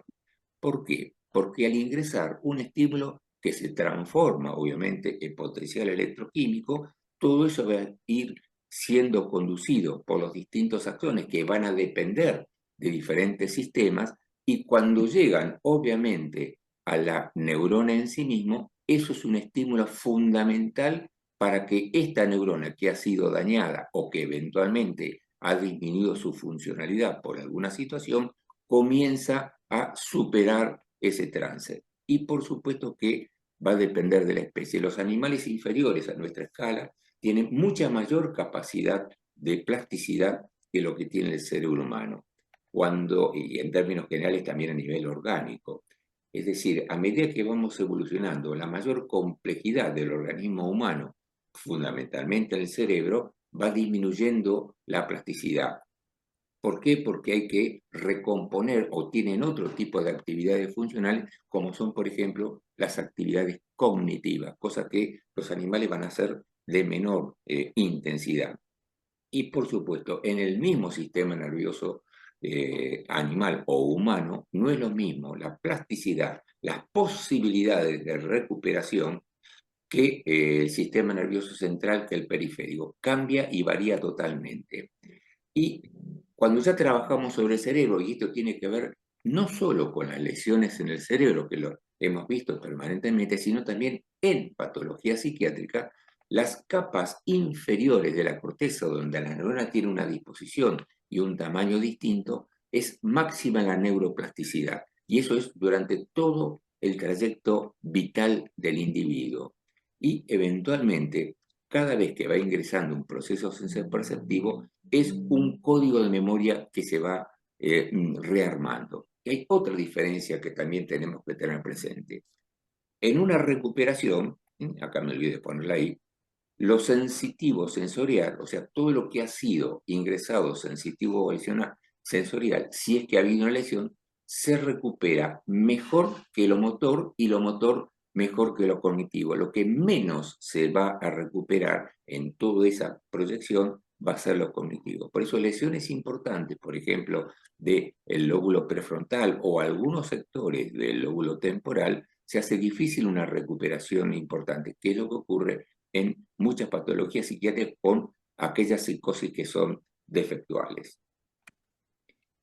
Ahora, desde la psiquiatría, cuando nosotros tenemos patología específicamente, hablando de los distintos diagnósticos, es decir, que todo lo que ingresa como información va a ser fundamental para que el organismo haga un cambio para que llegue a esa readaptación.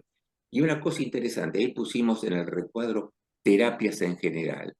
Cuando se habla de factores biológicos se piensa que siempre tiene que ser un fármaco o una molécula que ingresa. No, una psicoterapia puede también modificar, y algo de esto mencionó también el doctor Dressel, una psicoterapia a través casualmente del estímulo sensoperceptivo que se transforma en potenciales electroquímicos, impactan notoriamente sobre los receptores neuronales y es un estímulo fundamental. ¿Por qué? Porque casualmente cuando se hacen ingresos de moléculas o una psicoterapia, se liberan ese montón de sustancias químicas que hemos visto en el momento del desarrollo.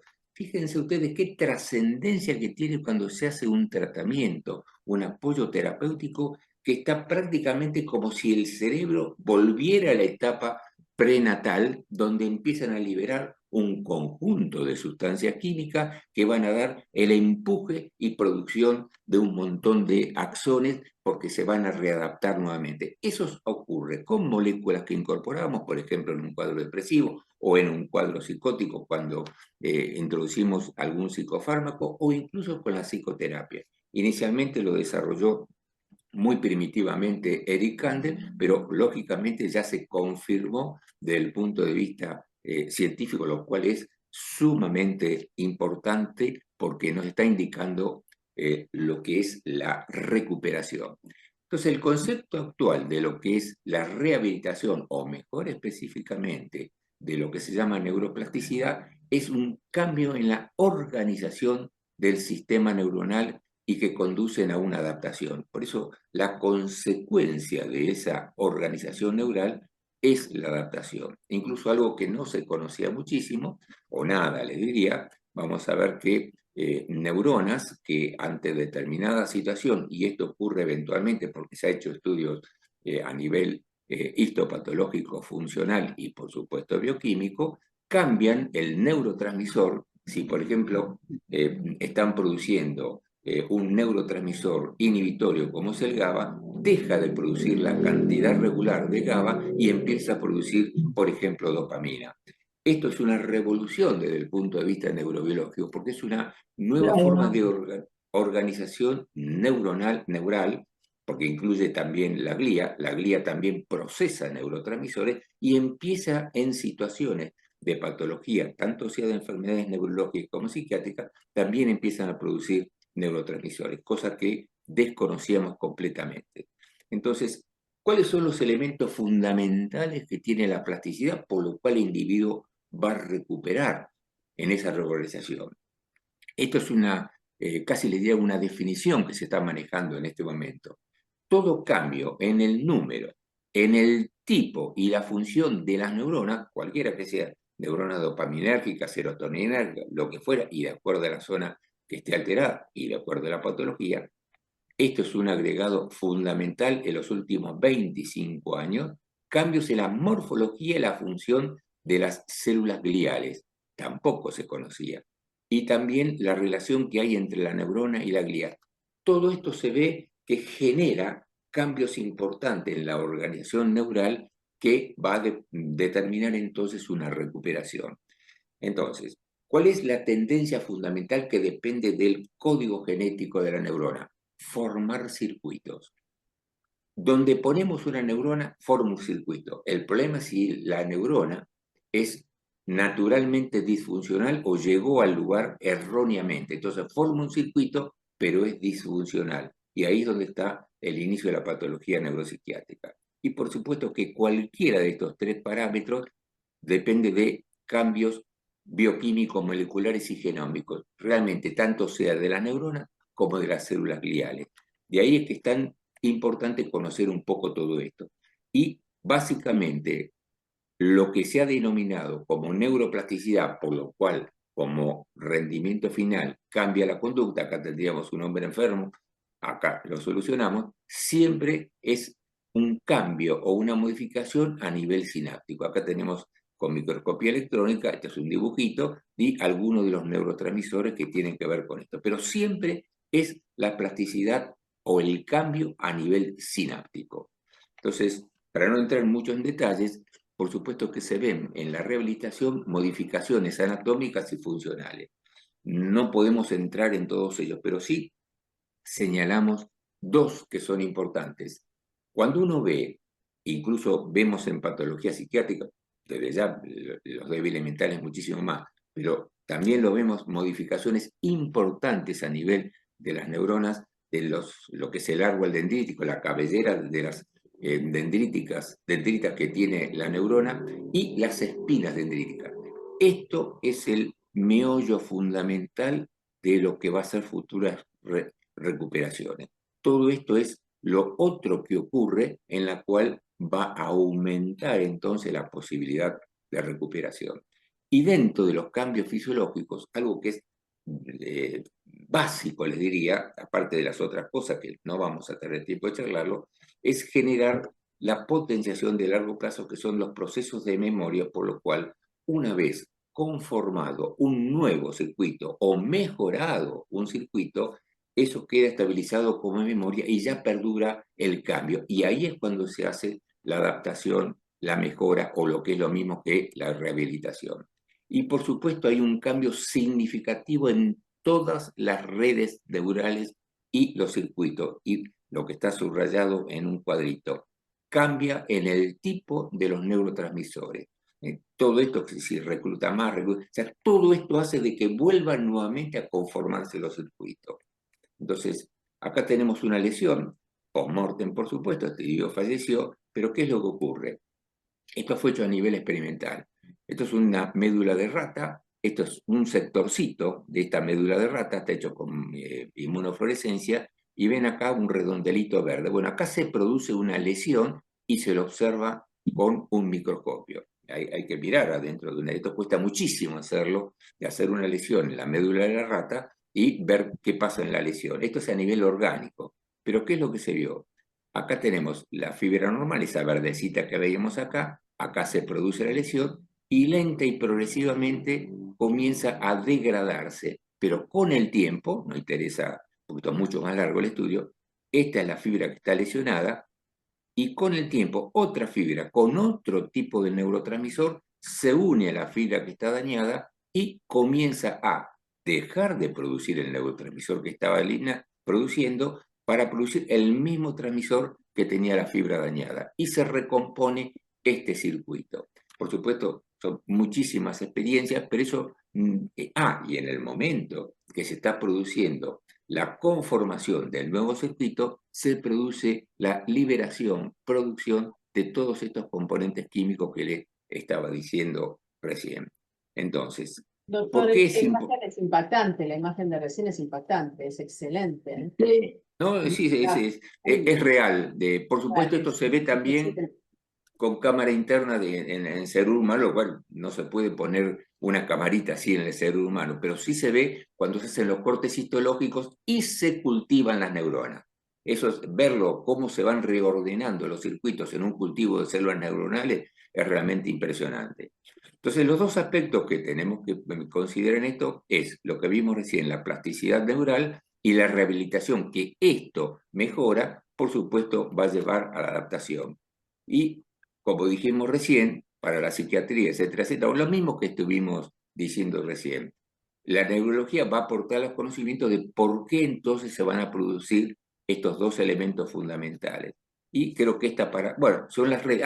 Las redes son a nivel cortical, en principio. Después tenemos otras redes que son a nivel subcortical.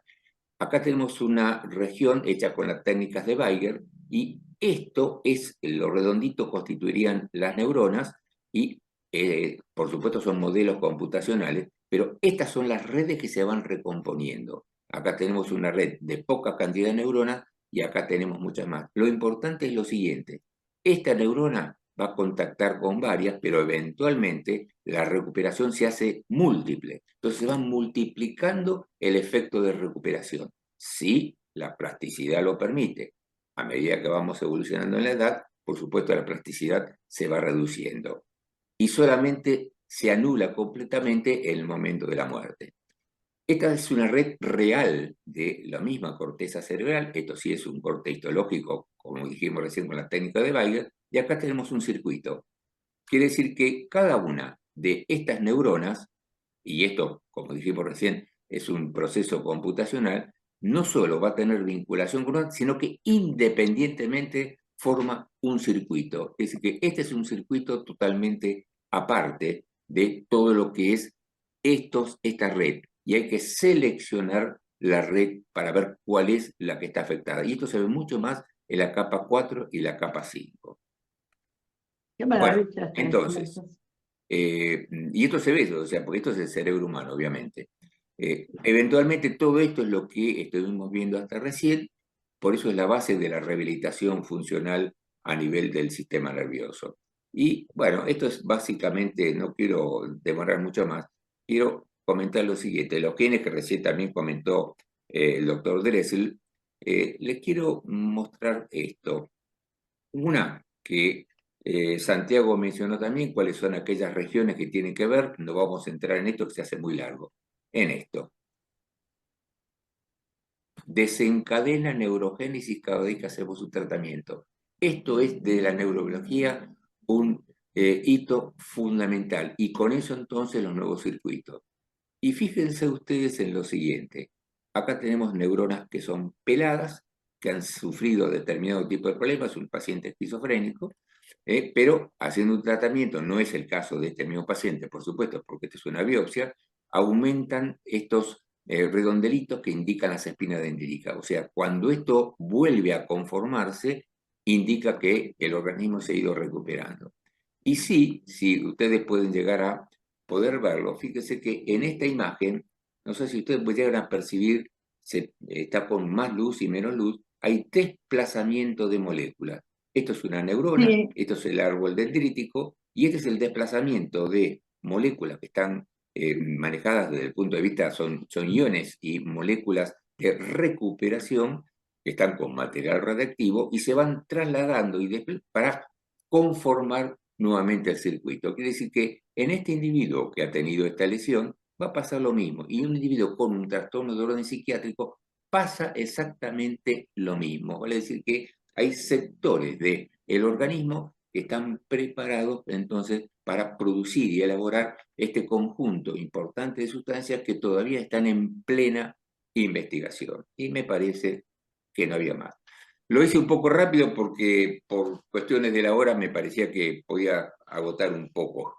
Bueno, esto es lo que quería más o menos traerle, es decir, la rehabilitación y recuperación del cerebro es un hecho concreto y cada vez que se está haciendo un tratamiento, y como os decía antes, sea una psicoterapia, sea un fármaco, un trabajo con kinesiología en el cual se tocan las estructuras articulares, o el fonoaudiólogo que está trabajando con un paciente con un trastorno del lenguaje, comienza a estimularse la producción de todos estos componentes.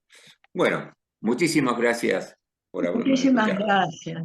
Buenísimo trabajo. Doctor Cacurri, a mí me ha generado un montón de sensaciones mientras hablaba. El aprendizaje y la memoria tienen que ver con la neuroplasticidad, me Sí. parece. Sí, sí. La adaptación de nosotros a un medio que está cambiando permanentemente, como por ejemplo lo hemos vivido en estos últimos años, eso también implica neuroplasticidad, porque nos tenemos que adaptar a un medio cambiante. El Exacto, cerebro sí, sí. se necesita adaptar a un nuevo cambiante para poder sobrevivir. Sí, sí, Y por otro lado, sí, perdón. y por otro lado, o sea, yo tengo ganas de incluir la genética y la epigenética porque creo que eso también tiene que ver, obviamente, con la neuroplasticidad. Todas las cascadas moleculares que se producen, todo lo nuevo que se va produciendo, que usted ha dicho, del factor de los factores neurotróficos desarrollados, derivados del cerebro, o las neurotrofinas, incluso neuromoduladores, neurohormonas, todos ellos ayudan a que una neurona pueda funcionar mejor o peor y funcione mejor. Estaba pensando en el cerebro de los músicos, donde el desarrollo neuronal de determinadas áreas que tenían que ver con lo auditivo era excelente, o en tipos que se especializaban en alguna actividad física. Por ejemplo. Sí, por supuesto, sí, sí, desde ya. O sea, los ejemplos más clásicos que hay sobre neuroplasticidad cambiante es los aprendizajes a través de los códigos de memoria, la maternidad, es decir, el momento de la lactancia, donde cambia totalmente la funcionalidad a nivel hipotalámico y, lógicamente, todo cambio que tiene que ver con el individuo y su medio, lo epigenético. Lógicamente que sí, ¿no? O sea, por eso decía que en este momento quien hace un estudio sobre este tipo de trabajos necesita estar un poco imbuido de varios aspectos. Sí, sí, sí, Y sin duda. lo que se conocían estas sustancias sí de antes, pero no cómo ni cuándo se podían eliminar.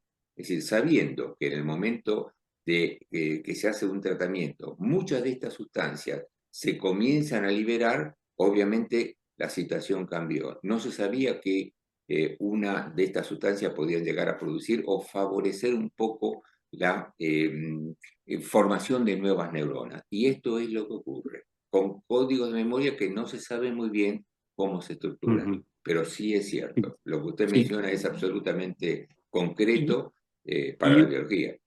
Y una última cosa, por ejemplo, yo he crecido en una familia, entre comillas, normal, pero un chico de la villa que crece en un ambiente hostil y que debe aprender a manejarse de determinada manera, también debe sufrir neuroplasticidad ahí. Absolutamente. Sí, claro. ¿No? Incluso, de acuerdo a cómo sea ese ambiente hostil, puede estar bloqueada la neuroplasticidad. De allí que cuadros de abuso y demás hacen de que quede bloqueada casi en un 50, 60, 70%, entonces hay muy poco desarrollo concreto del encéfalo con sintomatología muy severa. Sí, sí, por supuesto, sí. Otros no, otros tienen lo que los viejos anatomistas y fisiólogos decían, hay un cerebro fuerte. Bueno, cerebro fuerte en el sentido de decir que tiene suficiente elemento como para poder superar. Algunos mejoran y otros, por supuesto, caen en el problema. Sí, se estudió muchísimo, muchísimo, más en la Segunda Guerra que en la Primera. Y los trabajos de Boyle Claro. son los que más están en boga en este momento, ¿no? Con el apego Claro. y demás. En lo que yo pensaba era en esos lugares, en las villas, por ejemplo, donde un chiquito se tiene que desarrollar y necesita pasar más bien desapercibido para poder subsistir. Sí, correcto. No estaba pensando en tema de patologías, de drogas, de adicciones y demás. Estaba pensando, digamos, dentro de lo normal. Y obviamente en los trastornos psiquiátricos eso existe, el cerebro existe, es plástico y se puede lograr bastante. Por supuesto. Sí, Aunque muchas incluso, veces se nos presentan situaciones sumamente difíciles con resistencia a los medicamentos, ¿no? no, Que seguro. probablemente eso también tenga que ver con algo de inflamatorio, etcétera. Pero Totalmente. me parece muy interesante. Todos han presentado una charla muy interesante. Muchas gracias. Sí. Les agradezco a todos porque he aprendido de todos. Bueno, perfecto, gracias. Incluso, doctor, ese chiquito que quiere pasar desapercibido, ya eso solo de querer pasar desapercibido es un estado de angustia. Ya ahí comienza con las primeras Sin etapas. duda, Así que estamos sin totalmente de duda, acuerdo. Está. sin duda. Bien. Yo ¿Alguien más quisiera, quisiera hacer ¿sí? alguna Yo, intervención? yo Sí, doctor. quisiera preguntar, sí, sí. ¿Puedo, Mónica? Sí, sí, sí, Ah, sí, dale, doctor. buenísimo. Adelante. Bueno, en primer lugar, un poco lo que dijo recién el colega, felicitar a todos, que las presentaciones fueron buenísimas y una gran oportunidad de aprendizaje. Eh, el mix depresivo ansioso, la articulación internosográfica en varios niveles que planteó desde Holanda Dressel, el laburo que hace sobre las distintas formas de patologías adictivas y lo que les comentaba, lo que es, hay que estar en la guardia del Piñero. Yo vengo del Borda y uno en el Borda cree que en el Borda vio todo, qué sé yo, y cuando tenía que ir a ver los pacientes internados en guardia del Piñero, no se dan una idea de lo que es, porque es la exigencia de clases medias, pero al mismo tiempo clases laburadoras, con las villas muy cerca, con toda una patología social de la Gran 7, es un laburo de la hostia. Y por último, la verdad que recién, la clase de recién fue como volver a la facultad y empezar a escribir y tomar nota. Yo tengo una pregunta, doctor, sobre estos mediadores, estos momentos de neuroplasticidad. La pregunta es muy concreta. Es media parecida a la del colega. Yo recuerdo que Vicente Donoli, que venía de un recorrido neurofisiológico, de psiquiatría clínica muy sólido, pero además muy formado en psicoanálisis, dedicó buena parte de sus trabajos a intentar escribir una suerte de psicofisiopatología, ¿sí? Y él decía que él trataba de articular esto de las experiencias tempranas infantiles con determinados trabajos sobre desarrollo cerebral a edad temprana, ¿no? Entonces él planteaba que había, en la cuestión vincular con el ambiente familiar o con la madre, si había determinadas, las famosas fallas en el maternaje, que no filtraran bien la ansiedad o que no colaboraran con un proceso más armónico, habría momentos críticos en que se producían determinadas cuestiones que después iban a tener improntas como de cierta irreversibilidad, en donde es como que de alguna manera el cerebro no desarrollaba mecanismos de homeostasis en el control de la ansiedad. De alguna manera, todo el desarrollo que usted nos muestra acerca de los fenómenos de neuroplasticidad, bien también podría ser una pata de anclaje para explicar eso que va ocurriendo en edades tempranas, ¿no? Donde determinados estresores familiares que pueden ocurrir en la interacción alteran, recién hablaba usted incluso de bloquear en porcentajes muy altos los fenómenos de neuroplasticidad. ¿Qué hay de esto? ¿Qué ha leído usted? ¿Qué puede pensar al respecto? Sí, relacionado con las charlas con el negro Donoli, Ah, está, charlamos muy mucho con bien. él, sobre Yo esto. me analicé 11 años con el negro, ¿no? Entonces tengo un afecto emocional muy grande. Lamentablemente ya no lo tengo entre nosotros porque es un individuo Murió muy joven. brillante. Lo que ocurre es que sí, es cierto que ante cierta labilidad que puede tener, porque así como es muy fuerte la formación del sistema nervioso de los mamíferos y específicamente del ser humano, no se sabe cuál es el punto débil por el cual una situación que actúa como estresor lo bloquea completamente. O sea, algunos son bloqueados poco y bueno, lo van superando a través de apoyos o incluso a nivel farmacológico, pero otros quedan totalmente inhibidos en su conformación del aparato psíquico. Y llamando aparato psíquico desde un punto de vista un poco mecánico, si se quiere, a la formación de nuestra psiquis en general, empezando desde el ascenso de percepción y terminando en el lenguaje. Bueno, todos esos pasos, senso de percepción, atención, memoria, orientación, idea, imaginación, ideación, pensamiento, lenguaje, bueno, todo eso queda bloqueado. Y todo eso se forma a través de los distintos componentes que se van eliminando. Esto ya está muy establecido. La primer pata, senso, percepción, atención y memoria, ya está muy establecido desde el punto de vista biológico cómo se estructura.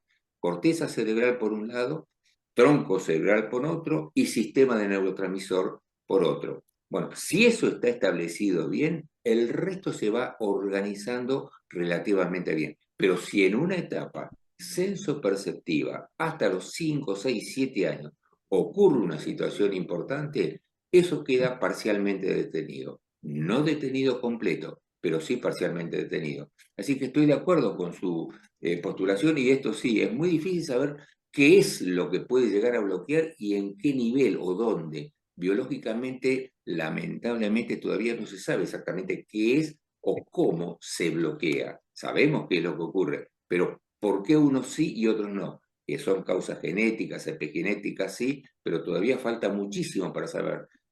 Pensemos que esto se conoce con mucha exactitud en los últimos 20 años, o mejor conocido en los últimos 20 años. Quiere decir que nos faltaría muchísimo para saber y armar en ese aparato psíquico exactamente a través de la genética. Calculo que dentro de los próximos 10 años más o menos, los diagnósticos van a ser estrictamente genéticos. Ya no vamos a tener todas esas clasificaciones que a veces nos hacen difícil. O sea, un código genético para tal o cual enfermedad y cuál tratamiento. Esto ya está postulado y se ha avanzado tremendamente en el último año y medio a través de la inteligencia artificial, pero tremendamente. Se acerca de un 60% de diagnóstico a un 96% de diagnóstico con código genético, lo cual abre una expectativa sumamente grande. Última pregunta. Extraordinario. Muchas Las gracias. redes cerebrales también. Extraordinario. Se ha planteado, el colega ha planteado, los voy a tutear a todos, yo ya soy Adelante. suficientemente viejo como para poderlo hacer. El colega ha planteado que, bueno, que problemas en el maternaje pueden producir trastornos. Ahora, la pregunta al revés, un chico muy complicado, genéticamente dañado, con, por ejemplo, una psicosis infantil, ¿puede generar en la madre lo mismo al revés? Pueden ser, se decía antes que habían madres esquizofrenizantes, y la pregunta es, ¿puede haber hijos esquizofrenizantes? Es decir, que generen en la madre problemas. Que generan en la madre, en el padre, Si la madre o el padre o los que actúan, pueden no ser la madre y el padre, pero los que actúan Sí. como tutores se sienten con una situación de agresión respecto de la persona a la que están controlando, sí. Sí, Así por la concretamente. patología, no Sí. porque No, sea no. agresivo, ¿no? Sí, sin No. duda. Cualquier tipo de, o sea, el comportamiento que va a presentar, si es un chico, por ejemplo, en edad adolescente, puede generar en estas otras personas, sí, como el cuidador que está cuidando, que no tiene Alzheimer, pero cuida un Alzheimer, puede desencadenar una patología símil, un Alzheimer-like. Bueno, acá pasa exactamente lo mismo. Así que sí, Ujú. es absolutamente viable. Ok. Lamentablemente. Sí, está bien. Bueno, Está no sé bien. si alguien más Muchas quiere hacer gracias. alguna pregunta. Bueno, entonces damos por finalizada la actividad, Alma. Bueno, sí, agradecer al doctor Kakuri, que es el profe, que siempre nos Ay, aporta sí. mucha información, muchas novedades y mucha docencia, muchas ganas de seguir aprendiendo. Así que gracias. Bueno, gracias a ustedes por estar presentes allí. Gracias. Gracias a todos. Y yo Gracias. aprendí Bueno, bastante. Esteban, te los agradezco. esperamos en Chao, el chao, Congreso chao. de Está APTA. muy bien. Mil gracias. Buenas noches. Mil gracias a todos. Gracias. Felicitaciones. Un beso Gracias. grande. Un beso grande, Alma. Gracias. Gracias. Chao, Hasta Mónica. Un luego. beso grande. Chao, gracias. Chao. Gracias a todos.